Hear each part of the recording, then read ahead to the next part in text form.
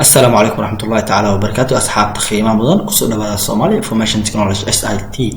ما توحد أن تصير للضوء شاشة كمبيوتر كان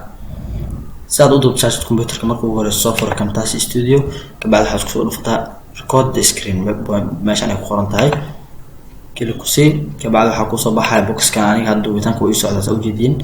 كده بحط كسر دورتا ستارت ريكورد مال أنت كو صباح ستارت ريكورد كسر دوره كده ريكورد كأكو بلاو سكرين كهدو يدوب مغا تسقو بلاس كبعدي markaad dhameystid waxaad ku dhuftaa pause hadda pause doona way istaaga pause ku dhufo